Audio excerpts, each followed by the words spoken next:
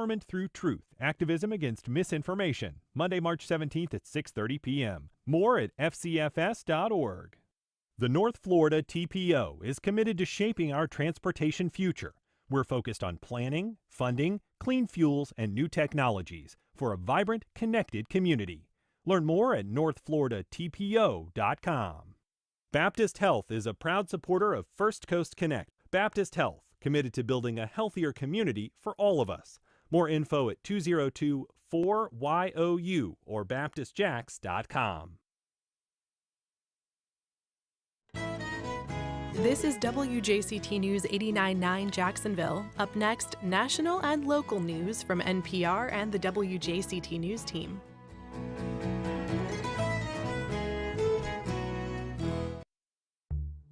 On today's First Coast Connect, the human cost of DOGE. We hear from employees impacted by the wave of federal layoffs and discuss the legal, emotional, and practical implications. Then, as the popularity of online sports betting soars, so have rates of gambling addiction. We talk with a local expert in addiction science about associated financial and even physical risks. And from land planning to philanthropy to podcasting, we preview the speakers at the upcoming Generation W 2025. Join the conversation. Give us a call at 904-549-2937 or email firstcoastconnect@wjct.org. It's all ahead this hour after. I'm Corva Coleman. White House envoy Steve Witkoff is in Moscow today for talks with top Kremlin officials. The main issue of discussion is Russia's reaction to a U.S. negotiated 30-day ceasefire in Ukraine. NPR's Charles Maines reports. Under the proposal, the U.S. promised to restore military and intelligence support to Ukraine in exchange for Kyiv agreeing to end air attacks against Russia. U.S. officials say the ball is now in Russia's court to reciprocate. The Kremlin spokesman says Moscow's been studying the ceasefire offer but wants details directly from the White House. Yet on the eve of U.S. envoy Steve Witkoff's arrival, Russian President Vladimir Putin signaled he may prefer a military solution. Putin made a surprise visit to Russia's Kursk region, where Kremlin forces appear on the verge of ending a months-long occupation by Ukrainian troops. Dressed in camouflage, Putin instructed his generals to crush any remaining enemy forces. Charles Maines, NPR News. Foreign ministers from the Group of 7 nations are in Quebec, Canada today for 2 days of talks. Secretary of State Marco Rubio will attend. Dan Karpinchuk reports from Toronto. Canada's foreign minister is expected to continue pushing back against U.S. tariffs. Canadian Foreign Affairs Minister Mélanie Joly says she will take every opportunity to raise the issue of tariffs with her G7 counterparts and what she calls President Trump's unjustifiable trade war, which seems to be aimed at annexing Canada. But Secretary of State Marco Rubio says the G7 will focus on Ukraine and North American security and would not be about whether the U.S. will try to take over Canada. Dan Karpinchuk reporting. Meanwhile, President Trump is threatening even more tariffs this morning. Writing online, Trump says he'll hit the European Union with 200% tariffs on alcohol imports, including French champagne. That's if the EU does not drop its own tariffs on American alcohol, such as whiskey products. The EU tariffs on American alcohol were imposed after Trump launched his own tariffs on foreign imports of steel and aluminum.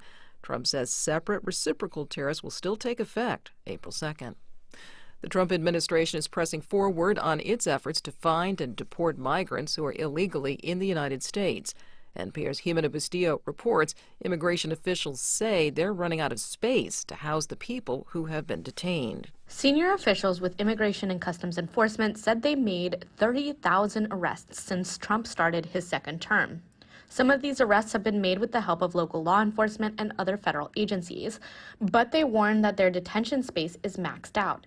ICE has just over 46,000 beds and is trying to create more space through partnerships with the Federal Bureau of Prisons and the Defense Department. But ultimately, they need more money from Congress to build or contract for facilities, and that funding may not come for months. Jimena Bustillo, NPR News. On Wall Street, Dow and NASDAQ futures are lower.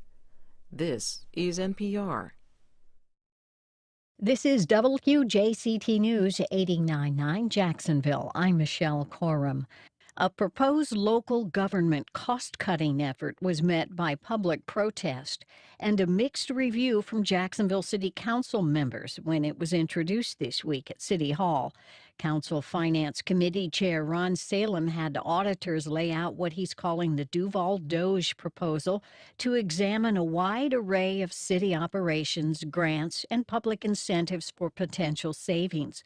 While some members seemed supportive, District 7's Jimmy Peluso said compared to other Florida cities, Jacksonville is already efficient despite being understaffed. This meeting is a farce.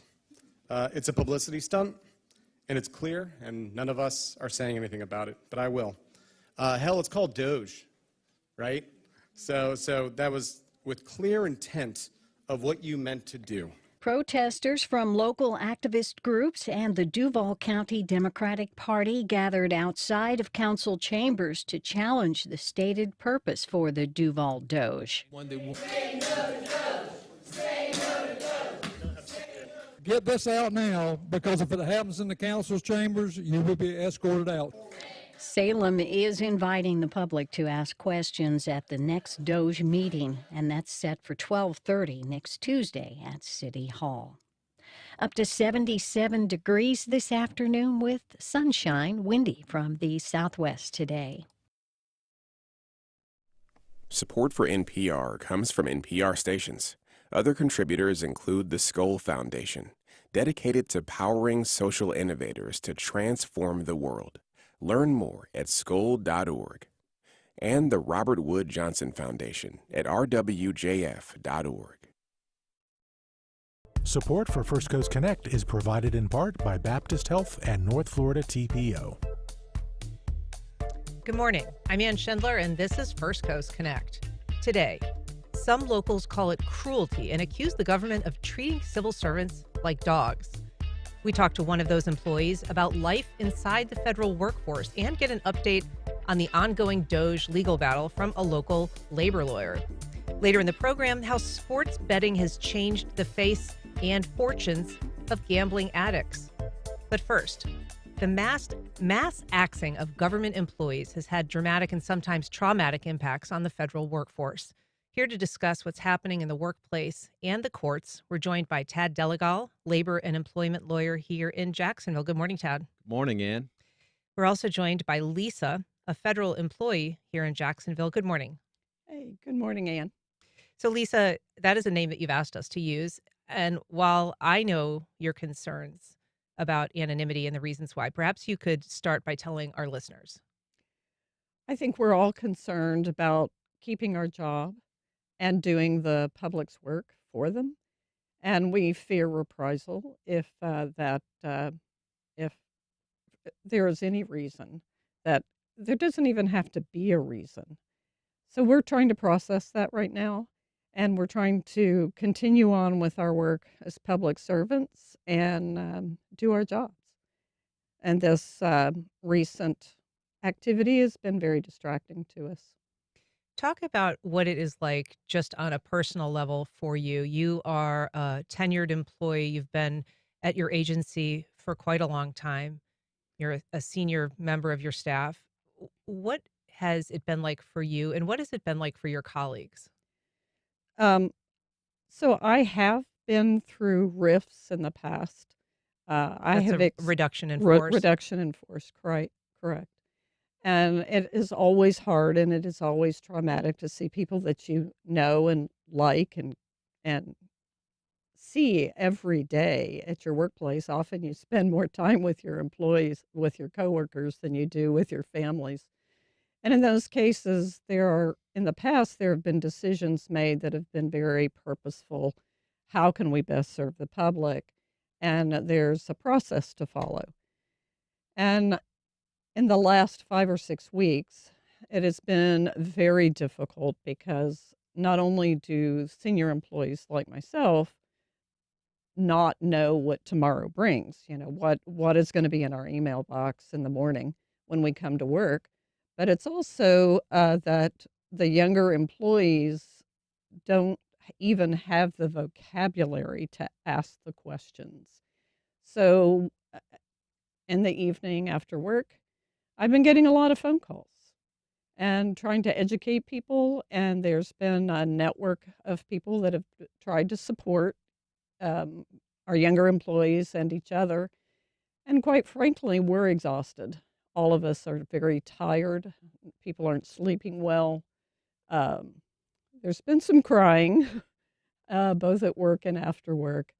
But the bottom line is what my coworkers want is to continue to do the job and be the public servants that we signed up to be. I would imagine that this is not, it's an emotional time. Yes, very emotional.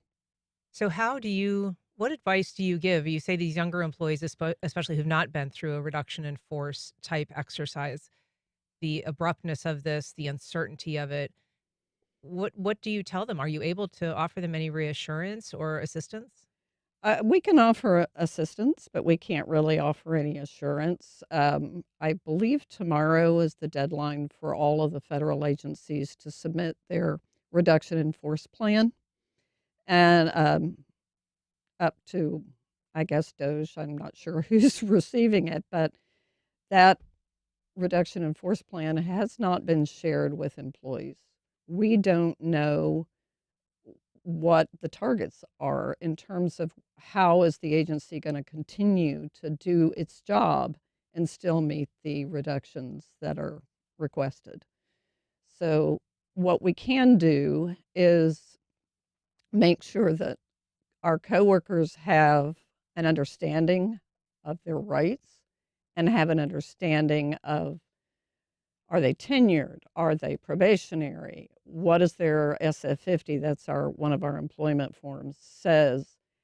How many years service do they have? But there are things like the job duties that get figured into those reduction in force plans that we don't know what's going to happen. We don't know what positions types are going to be eliminated. So that's we do what we can, but there's still information we're still waiting to receive. Tad, how common is Lisa's story, what she's sharing, to what you hear from people that are your colleagues in labor law or clients that you may have been hearing from? Yeah, I mean, there's a ton of uncertainty right now. There's frustration, bewilderment. I don't think a lot's getting done right now in the federal government. And maybe that's the intention. I don't know, to try to just sort of unravel it by making it incompetent through, these kinds of artificial processes. I don't, but what I'm seeing is certainly there is a lot of fighting back. There are actions by the courts. The courts have pushed back on a number of fronts. There are standards, and the reason federal employees are protected in their jobs is they're supposed to be politically independent. They're supposed to be outside of politics. They're supposed to be doing a job for the American people, and they shouldn't be subject to political pressures. So some of those procedures have been used. For instance, there was in some of the agencies that they've been successful in getting injunctions, preventing the firings or reinstating employees. Some of it's procedural. For instance, there was an order recently in which probationary employees had just been fired en masse, and the judge said you just can't have an order from the from another agency essentially firing all your probationary employees. There's a means by which you're supposed to do that. You're supposed to evaluate performance and seeing if they're doing a good job. And explain, when you say being directed by another agency, kind of remind us what the process was that initiated these mass firings and why that was unusual. Yeah, what happened is an appointee in the Office of Personnel Management issued an order for probationary employees to be fired in a number of other departments. and the judge said, listen, you can't do that. If you have somebody in the Department of the Navy, or you have somebody in a specific department who wants to fire a probationary employee, you should do that based on evaluation of the employee's performance. And there has to be specific, particularized concerns about that performance. Originating within the agency. Right. And you can't just have this directive. And now that begs the question, can somebody at the head of that agency now come in and just say, we're going to fire all our probationary employees? And that may be another set of challenges. Certainly there are abilities to challenge individual determinations and individual firings through the Merit System Protection Board. Of course, there was an effort to fire one of the members of the Merit System Protection Board, which was recently reversed by the court, but in an injunction. But we don't know if that's going to last. But mainly, that's at the top end of the Merit System Protection Board. Most of the work is done by administrative judges and the whole process. It is yet to be seen how viable those processes are going to be. Well, I want to ask you about that. I mean, I feel like we're learning a lot. We've thought of civil servants and their protections as pretty bulletproof. You always hear complaints about, it's so difficult to fire somebody with these kinds of protections. And yet, in this instance, it seems that there might be some real porosity in the application or the interpretation of some of those existing protections, or perhaps those are just being ignored. Well, they are being ignored, and that's what the courts are weighing in on. But I think you got a second level problem, which is if you're attacking all of the agencies, including the whistleblowing agencies, including the Merit System Protection Board, including the Federal Labor Relations Agency, if you're attacking all of them, are they going to be able to function to provide the protections that they're designed to provide if you got them? And so that's what we're going to have to really see in the future. And I hope that's not the case. So far, the courts have played a very good role in trying to enforce and maintain the rule of law. That's the job of the courts. But there is a generalized attack on the rule of law right now. That's not an overly extreme statement. That's an accurate statement. If you're just joining us, we are talking about the legal, emotional, and practical implications of mass federal layoffs. What's your feeling about the national DOGE efforts? Do you support it? Do you know someone who's impacted? We'd like to hear from you. Give us a call at 904-549-2937. You can also email firstcoastconnect@wjct.org, or you can reach out on social media. We've got a call from John in Riverside. Good morning, John. Go ahead. Good morning. What I wanted to point out is that what Donald Trump and Elon Musk say they're doing, Bill Clinton and Al Gore did in the 1990s. But they took several years. They went through government regulations. They weeded out duplications and older regulations. They reduced regulation greatly. They also reduced the workforce to the point that they were able to leave office with a budget surplus that would have paid off the national debt by 2012.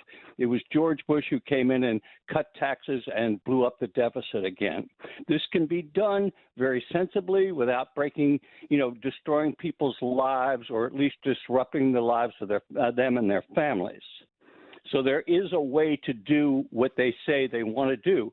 The reason they're not doing it that way is that that's not their goal. Their goal is to damage America because they're wealthy and they don't need government services. Thanks, John. Lisa, to his point, I mean, this exercise has been done. You sort of alluded to it yourself, these previous reductions in force. And certainly there was a big initiative under Clinton to do a revisioning of government and a downsizing. That was different? Correct. That was one of the rifts that I lived through, survived. and it was a very orderly. Not to say that it wasn't a little traumatic. It is traumatic for anyone to lose their job, but but that still is. It was done in a process. People knew what their rights were.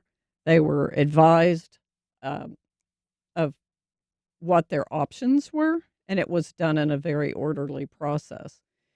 At that time, there's a thing called bumping, and that once everything is organized and the RIF plan is established, people have the opportunity with there's four or five factors that go into a RIF, and that those factors they're different for every employee. Every employee does not have the same number of years service. They don't have the same job. They don't have the same performance. So they don't have veterans preference, or they may have veterans preference. All of those things are taken into account when trying to figure out how to best serve the public. And what happens at the end of a RIF is the people that their jobs are not needed, or they have an excess of those people after they've gone through that process, they will be laid off or terminated. Yeah, we have a message from Mike on Facebook. He says, how nasty, uncaring, and divisive to bring the disastrous Doge to Duval. Ron Salem and his council colleagues should be ashamed of themselves. Say no to Doge. That obviously a reference to a meeting that was held earlier this week by members of the City Council Finance Committee looking at doing some reductions in local government. There's going to be another meeting about that next week. We've got a call from Mark on the South Side. Good morning, Mark. Go ahead. Hey, good morning. Two things I want to mention. One, personally, I support the Doge efforts. I think that the federal government has gotten quite a bit bloated in the past. And recently, I want to say 25% of job gains that occurred in the past couple of years were due to federal government positions. Might be a little off on that, but it was a significant amount. And, I don't want them to, come in and tap in a little tack with a sledgehammer, but I'm all for, trimming the fat out of there. Also, the second thing I want to say was regarding the caller that you just had talking about Bill Clinton and balancing the budget and all that stuff. I agree. That did occur. A key fact of that, I think, is that happened after his first 2 years in office, I believe, because Newt Gingrich came in with the Republicans in the contract with America. So there was the first 2 years he had Democrat control of the Congress, and they didn't do anything. So after that, when the Republicans came in, and yes, Clinton worked with them, and I don't have a problem in the world with Clinton getting credit for it, but that was a nuance of that situation at that time that I think a lot of people do overlook. Thanks for your comments. The Department of Education's new head recently was talking, as was the president, about keeping good people on the job. He said that, we want to make sure that we keep the good people. She echoed that as well. Let's just take a little listen here to what she had to say. But what we did today was to take the first step of eliminating what I think is bureaucratic bloat. We wanted to make sure that we kept all of the right people, the good people, to make sure that the outward-facing programs, the grants, the appropriations that come from Congress, all of that are being met, and none of that's going to fall through the cracks. That's Linda McMahon. We know there's some massive layoffs that are happening, Tad, at the Department of Education. How is that received? I mean, in terms of trying to weed out good versus bad employees, or unproductive employees versus good ones? Well, it's completely contrary to what's being done. First of all, the caller had said that the federal government has become bloated. That's factually not correct. The federal government workforce is the smallest it's been in 50 years, and that was before Trump. It has not grown substantially. But what has happened is, when you just get rid of all the probationary employees, regardless of how they're performing, you're not trimming. You're emasculating. You're taking out good people as well as bad. When you're giving incentives for people to leave in order, this fork in the road thing. Well, you're actually encouraging the better employees who could get a job in the private sector and who could leave and take advantage of that. You're encouraging them to leave. So you're getting rid of your talent.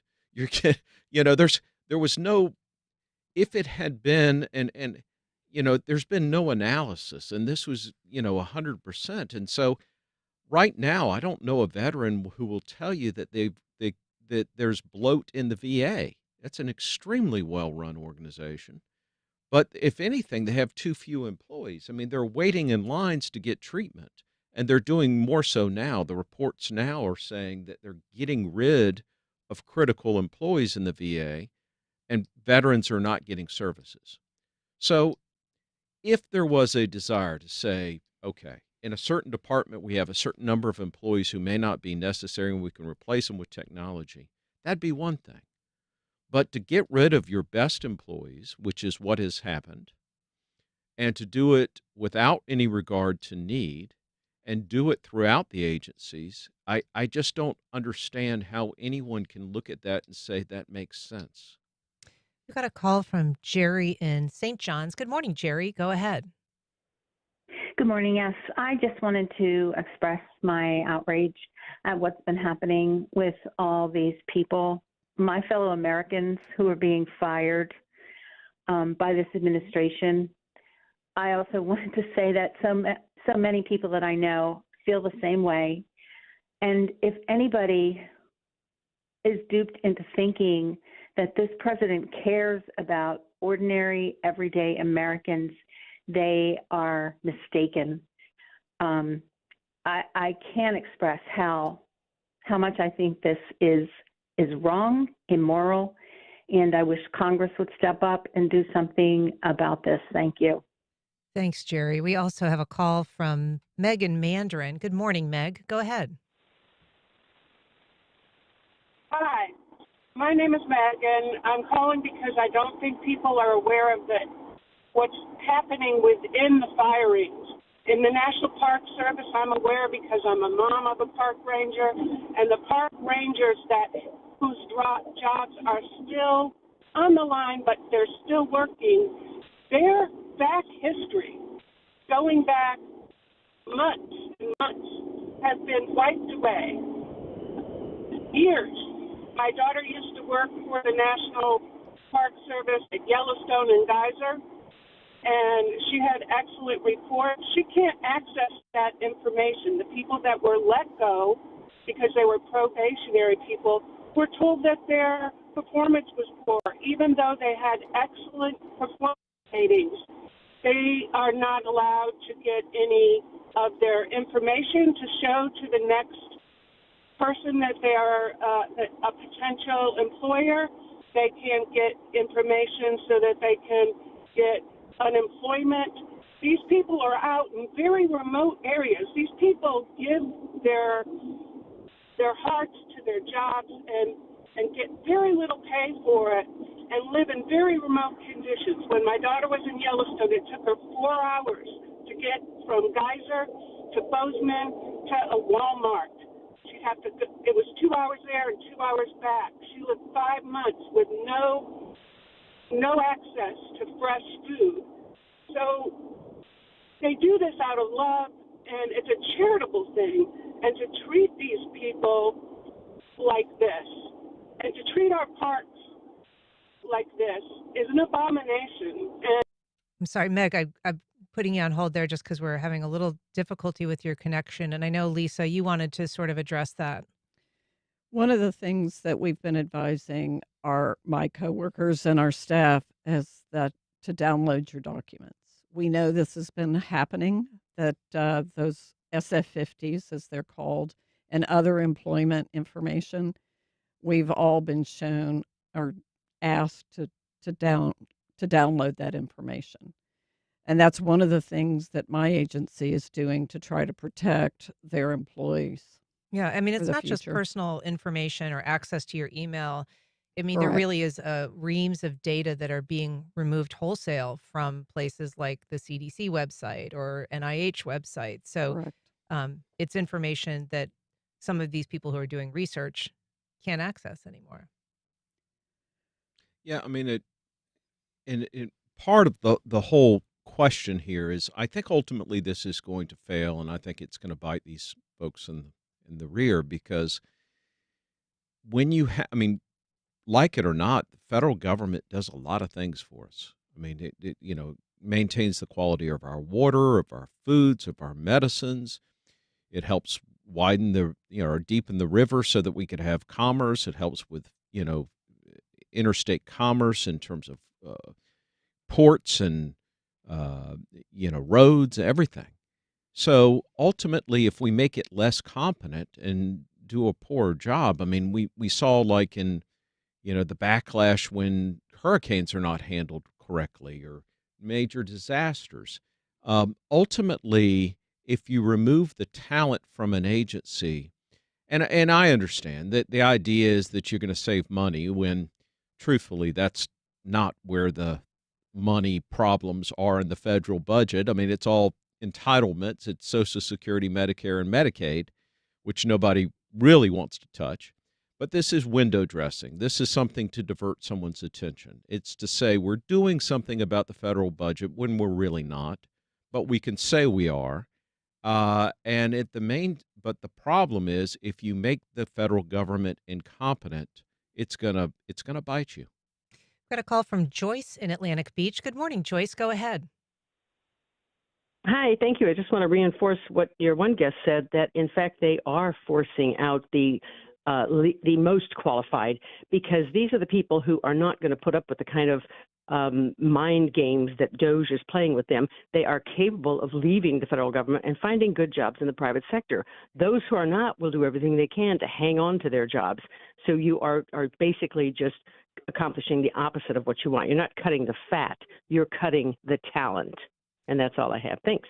Thank you, Joyce. Lisa, one thing that we've heard too is a lot of these probationary firings, not all of them, but a lot of them have affected incoming newish employees. And that there's been some expressions of concern because we're already anticipating what's sometimes called the silver tsunami, this large retirement of people who are older in the workforce, and the need to have younger people, particularly in the civil service, that find government work appealing, that are at the start of their careers and needing and looking for some stability. But it's sort of those people that are in many cases being the first ousted. That's correct. It's not that we do hire some people straight out of college, but it's really important to know that a lot of our new or recent hires have been working in their field for a number of years. I worked for 17 years in private sector and local government before I came to the federal government. I came in not only with education, I brought experience to my job. And I know a lot of my coworkers have left service. They've already resigned, and they've taken private sector jobs because they're trying to get ahead of the wave. And that's exactly what your caller just said, is that the talent is leaving. Happened to be at the end of my career. I was planning on retiring anyway. So, that's why I'm speaking up right now. I was hoping that some young, talented person could backfill me and provide continued support to the public. And you've actively made that known that you're willing to vacate your position. Correct. Yeah. I have. We've got a call from Carolina on the South Side. Good morning, Carolina. Go ahead. Hey, good morning. Thank you for your amazing program. I really appreciate you. I just wanted to comment on some of the a lot of this probationary information that's going out. The people will think, oh, they're new, they're fresh. Some of the people have been there for years. I know personally at least one person, PhD in NOAA, that was there for about 8 years. Many of them have just recently gotten promoted. So their rules are that they are probationary for 2 years.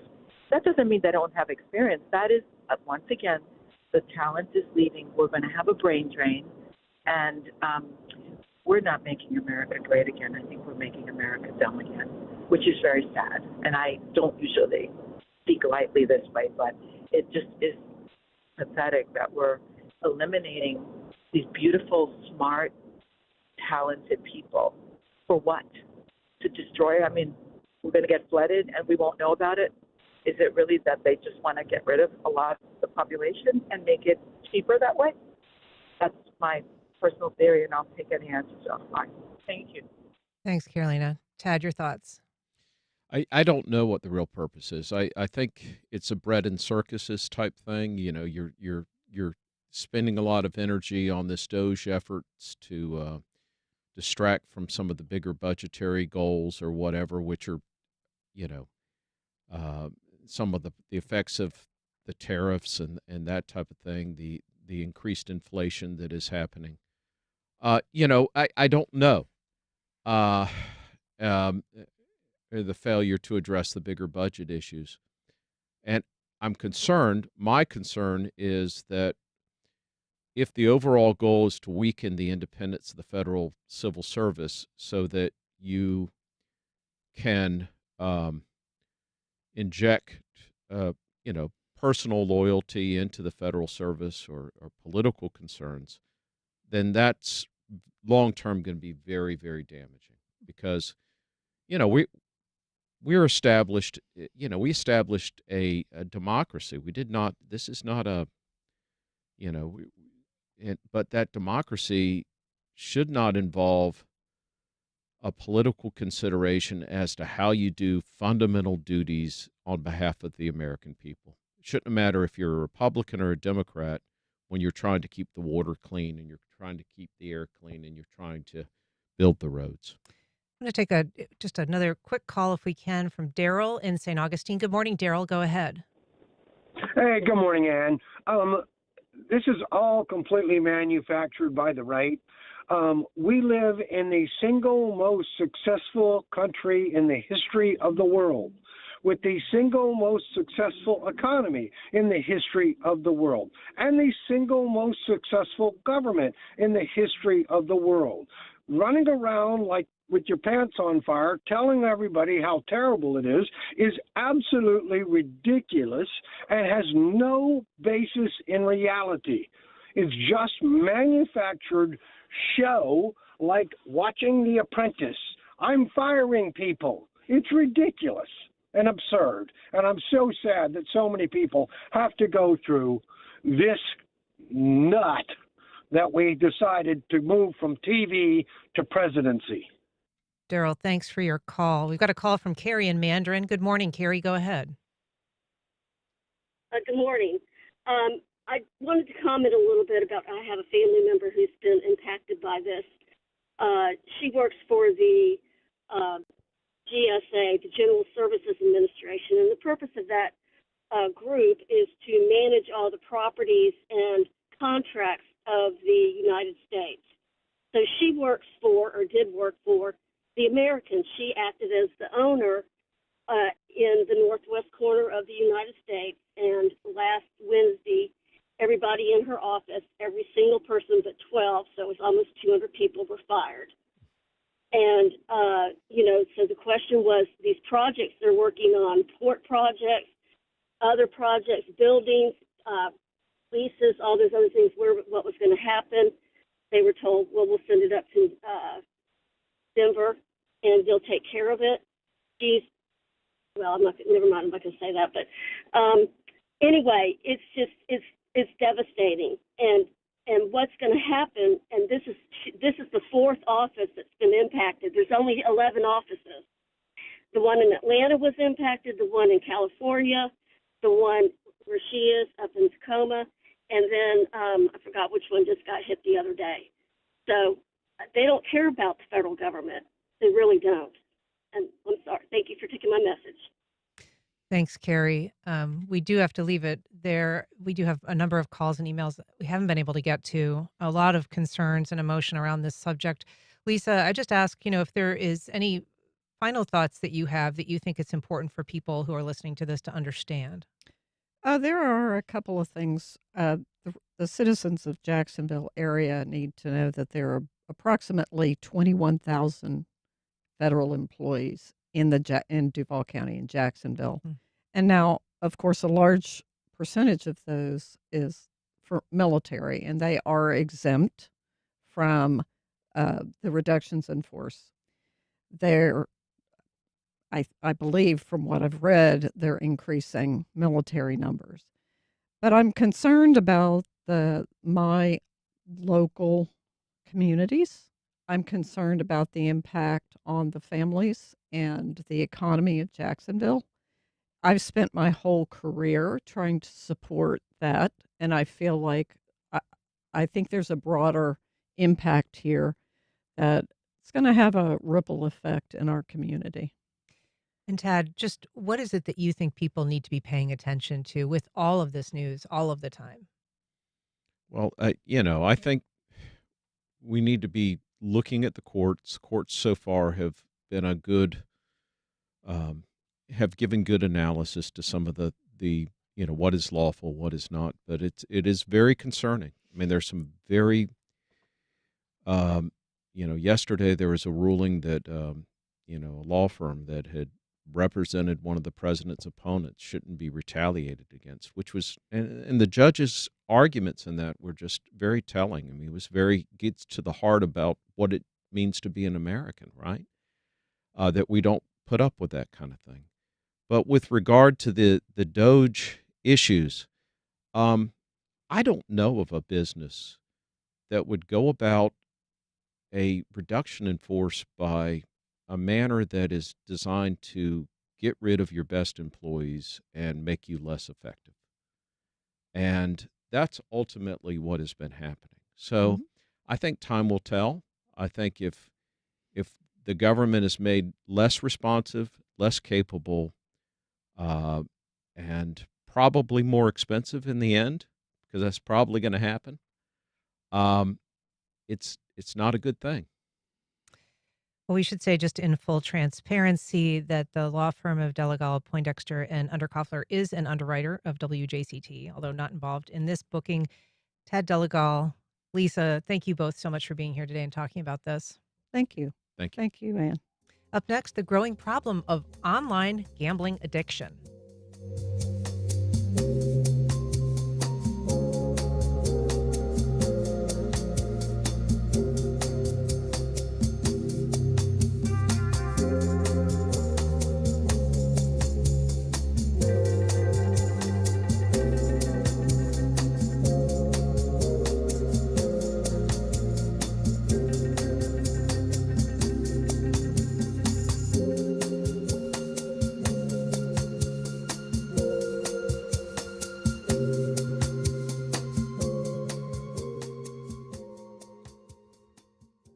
Well, the problem of sports online gambling addiction has been growing, particularly in the last couple of years since a very consequential Supreme Court decision. Here to talk about it is Nicole Davidson Harshaw. She is a licensed mental health therapist here in Jacksonville with DuPont Counseling Group. Good morning, Nicole. Good morning, Ann. Hi, how are you? I'm well, and I'm sorry that we have less time than I anticipated to talk about this very important issue. But tell us why it is that tell us what it is that we are seeing in terms of online gambling addiction. Yeah, what we are seeing is the trending of conversation. Research shows that more individuals are starting to research and Google whether or not they have a problem. Because with online addiction behaviors, especially with sports betting, there's an increase because it's easily accessible. So unlike a physical casino, which I've never physically walked into except for maybe once or twice without really delving into it, your phone, your devices are right at your fingertips. And so there's more of a 24-hour, 7-day-a-week accessibility to that want to be able to have that gambling behavior met. And we referenced this Supreme Court decision that was in 2018. It basically allowed states to legalize sports betting in particular. And since then, this study that you're citing found, many, many millions of searches, an increase of people seeking help for gambling addiction. Sports betting is different in some ways than other kinds of gambling. Can you explain why it maybe is a little bit more powerful for people who engage in it? Yeah, absolutely. So with sports betting, it's your team. It's your team or teams. So there's an emotional investment. You want to see them win. So there's more of an emotional interest, and there's more of a tie-in to, I know that I can manifest a good outcome. My win for the betting is going to give me what I'm seeking because I know the team. So it's knowledge, not so much skill. And that knowledge can be overridden with overconfidence. There's less of the apprehension because you know that that's a personalized interest that you take. You're an in this expert. You're an expert, even if you're not. And more importantly, in that expertise, if you do not get the outcome of the winning that you're looking for, then you're going to bet again. If you get on a winning streak, that's a win-win. And so you're going to keep betting. If you do not, what are you wanting to do? You're wanting to recoup your losses. There are also some really aggressive marketing tactics that have been criticized by people, particularly in the therapeutic community, who are seeing and increasing these kinds of addictions. What do we know about the tactics that they're using and why they're effective? So the progressive marketing tactics are just that. They're aggressive and progressive. If you go to a football game, on the back of the seat, you may even see advertisements, for a certain venue to go to or an online place to go to be able to do the betting. So right there, it's in your face, even in your personal seating arena, right? If you go onto your phone, as soon as you go to play a game or go to do something on your phone, the progressive marketing techniques and tactics are there as well. Most of all, with those techniques, there is the expected activity that the promotions will target individuals in their interest. There's the trend. They're watching your cookies and the settings, and there's a link to that information. Take, for example, when you log into something and it says pay $20 and get $20 for free. So it gives you the illusion that you're going to do well. It's not real money. And so you don't think you're losing anything. And so there's a false sense of security and a false sense of safety with the progressive marketing. And that kind of offer is something that people will see on a betting site. Will give you $20 free to play with, and Absolutely. And so you're thinking, wow, I can make more and I don't have to spend double. So it's kind of like a buy here, get two for free, buy two, get one for free. right. And it just gives you the illusion because that's what marketing is for. It's the bells and the whistles and it gives you the glitz and the glamour that it's okay and that it's safe. Talk to us a little bit about the overlap that we see. I mean, we know that there's a certain age group that's particularly vulnerable, men, basically, 17 to 25. A lot of those same individuals are in the gaming community already. How does the fact that there already is this kind of popular online platform that can involve some level of transactional interplay, whether you're buying little trophies on, whatever, on I can't even think of it, like a Fortnite thing, or, you can acquire things, you can buy things, you're already involved in transactions. How does that translate to the betting industry? You know what's interesting about you using it, Fortnite, kids, our teens, our adolescents, your adolescent age, you said 17, and that's like 18 to 20. So I kind of want to cover a few things there that I'm hearing you, approach in your and my dialogue. So all gamers are not gamblers. Right. So, however, the persons that are gaming, they're attuned to what they do. It is skill, and they're very aware that that skill is something that they cannot just let fall to the wayside. So, if you are a gamer, then you may be more susceptible to being exposed to gambling mechanics, I should say. So, things like what they call loot boxes, or the higher the reward, the more the risk, right? So you want to delve into getting to that next level, acquiring that next game challenge, and it gives you those rewards, but then you need to be able to delve into that game more frequently. And to that end, the gambling mechanics are available in between the gaming that you're doing. It's intertwined in the gaming in and of itself. And so you're more exposed to the level of impulsive behavior. It's kind of priming you for that type of vulnerability. Absolutely, it does. And it lets you know that you're safe because you're not gambling, you're gaming. Right. Right? This is a complicated topic and there is a lot to talk about. But in terms of people who are sensing a problem with them, with a loved one, and getting help, what is your advice? Yeah. At the DuPont Counseling Group, myself and other counselors can see that behavior often becoming more of an issue because habit-forming patterns give us those behaviors that last long term. So some warning signs that you really want to look for in yourself, as well as in maybe someone else, is that preoccupied thought. Are you thinking about betting? Are you planning your day? Are you planning your week around getting to that next gambling movement, right? And so you might be shortchanging yourself on other regular activities that you'll manifest, like self hygiene, self care. You might not be going to work like you're supposed to, so you're neglecting some of those responsibilities. And in doing that, you're not giving yourself an opportunity to stay the course of what you'd normally do. You're neglecting the relationships and you're neglecting yourself. Well, we do urge people if they are experiencing, trouble with gambling, they should be reaching out to somebody that they trust and possibly very much a counselor. But Nicole Davidson Harshaw, thank you so much for being here today. You're Really very appreciate welcome. your insights. Thank you for having me. All right, up next, we're going to preview the speakers at the upcoming Generation W 2025.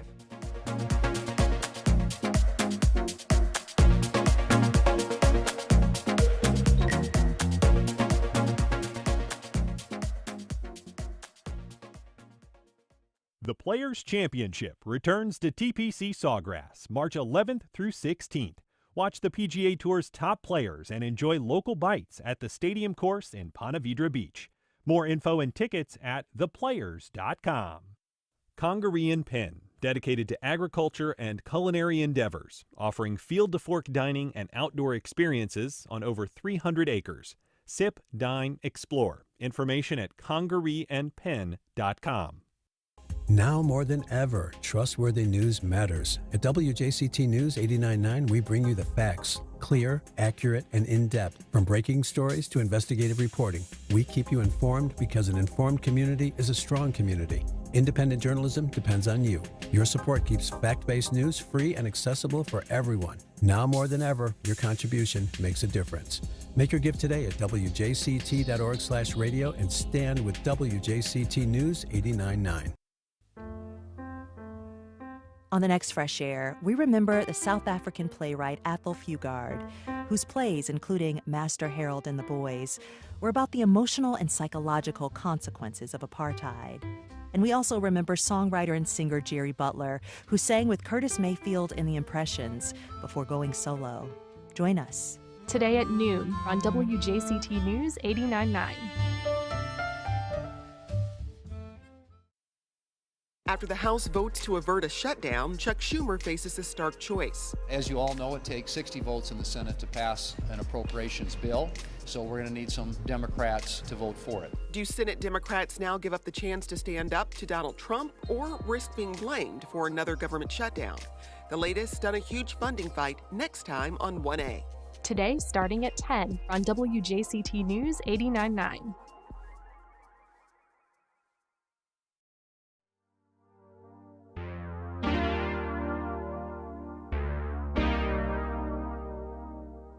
Welcome back. Well, for 14 years now, Donna Orender has invited thought leaders and change makers to her annual Generation W conference in an effort to inspire and challenge women.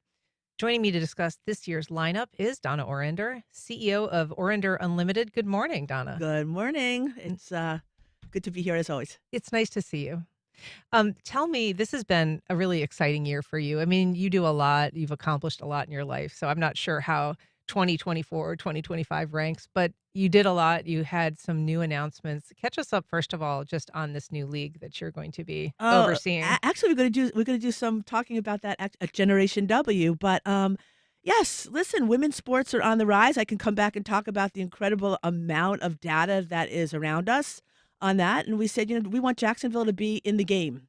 We believe in this community. We believe what sports offers. We think that sports is a tremendous asset. And so we said, let's control our own destiny. So Zoya Sports, Andy Kaufman, Scott Einhorn, Lauren Muni, we said, let's launch our own league, and it's called the Upshot League. And I have to just tell you, the response has been amazing. 4 cities so far, 4 leases, 4 arenas. We'll launch in May 26th. Tremendous talent. And listen, we got a lot going on. Generation W is tied in. Generation Wow. It's all about giving people upping their shot. Athletes on the court. In addition to our fans, our communities, I could not be more excited about the initiative. And these are women who, maybe aren't going to the WNBA, but are this huge pool of talent that have played at the college level, might be going overseas if there wasn't an opportunity Correct. here. 108 players were drafted the last 3 years. Only 20 of them made a roster, and not all of them at the end. And then you have talent from all over the world.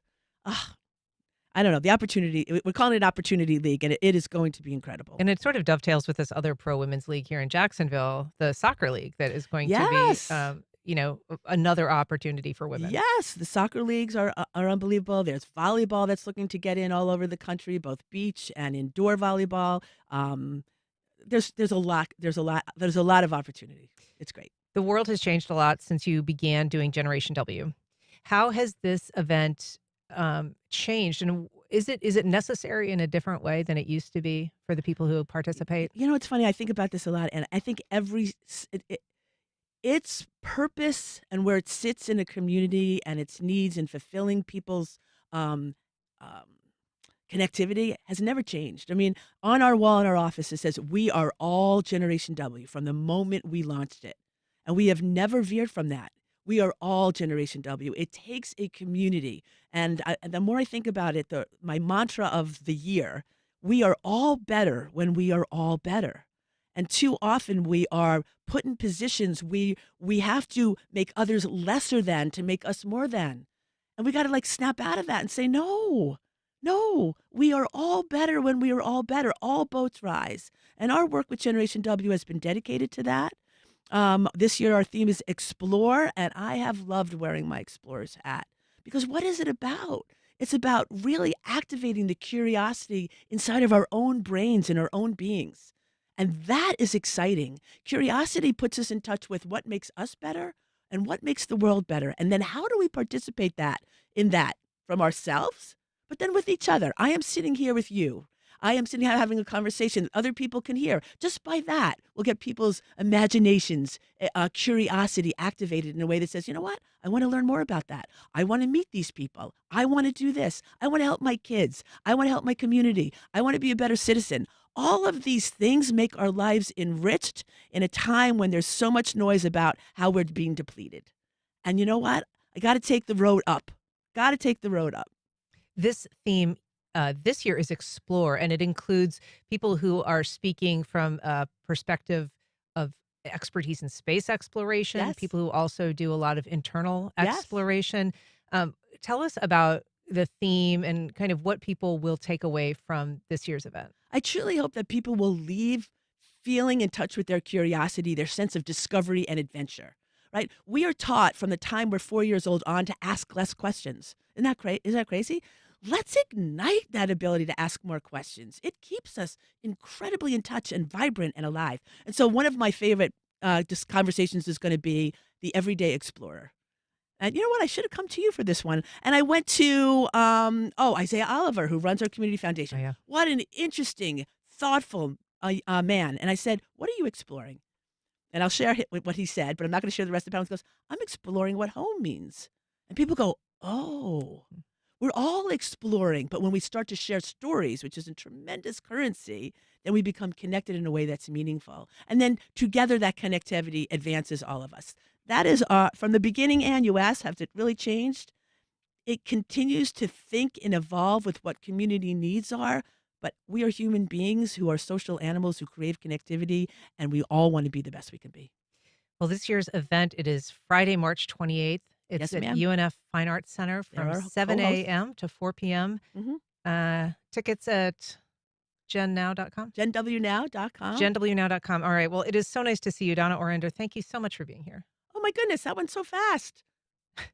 It does go fast. That's all right. Generation W, we hope to see everyone explore. Great by the way, a great speaker, one of the best in the country on AI. Yes, excellent. Well, we are going to watch it closely, and we'll catch up with you soon. Sounds great. All right. Thanks for joining us. Join us tomorrow when we talk about the week's biggest headlines with our media panel and preview a local screening of a Connect is provided by Baptist Health and the North Florida TPO. Baptist Health is a proud supporter of First Coast Connect. Baptist Health, committed to building a healthier community for all of us. More info at 202-4YOU or baptistjacks.com. The North Florida TPO is dedicated to transportation planning, funding, clean fuels, and new technologies for a vibrant, resilient, and connected region. More information available at northfloridatpo.com. So you've never donated to the station before. That's okay. Today is a great day to make your first gift. Here's how. Please call 353-9528 or visit us at wjct.org/radio.